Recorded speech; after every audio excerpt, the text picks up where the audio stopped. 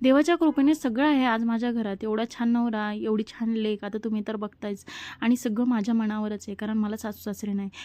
माझ्या सासूबाई जर असत्या तर मला कदाचित हे फेस करावं लागलं नसतं. खरंच सांगते मी, इतकं जास्त फेस करत आहे ना, ती म्हणजे माझी आजसासू भयंकर परेशान करत असेल. मी विचार करते ना, की जेव्हा त्या होत्या त्यांना किती परेशान केलं असेल, की आज मला ही एवढी परेशान करते. सगळं व्यवस्थित आहे, जिथल्या तिथे मलाही काही करावं लागत नाही. कारण मी सांगते ना, धुणंवाली आहे, भांडेवाली आहे, सगळं व्यवस्थित आहे.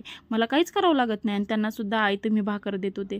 पण आता ना ह्या गोष्टीला कंटाळून मी पण सोडून दिलं पण कुठपर्यंत सोडायचं? तोच माणूस बघायचा, त्याच माणसाचं तोंड बघायचं, उठल्यापासून झोपेपर्यंत त्याच शिव्या, तेच सगळं बोलायचं, उगाच बडबड करायची.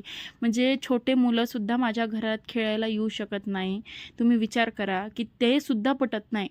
म्हणजे मला काय करावं हेच कळत नाही. मी कोणाच्यासोबत बोललेली पटत नाही, मी कोणाच्या घरी गेलेली पटत नाही. काय करायचं असते म्हातारा माणसाला आता म्हातारपणात? फक्त झोपायचं असतं ना किंवा आराम करायचा असतो, खायचं असतं, प्यायचं असतं, वाटेल त्या गोष्टी मागायच्या असतात. सगळं आहे आज आमच्या घरात, काय नाही आहे. सगळं द्यायला तयार आहेत आम्ही. फक्त एवढंच म्हणतो, की "गप्प बस बाबा, फक्त 2 टाईम खा आणि गप्प बस." पण तेच होत नाही आणि त्या गोष्टीला मी एवढी भयंकर वैतागलेली आहे ना, रोज-रोज भांडू-भांडू, बोलू-बोलू थकली आहे.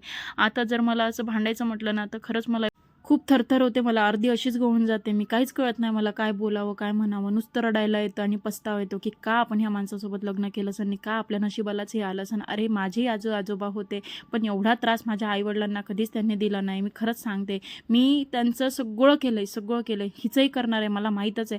पण ही समोरच्या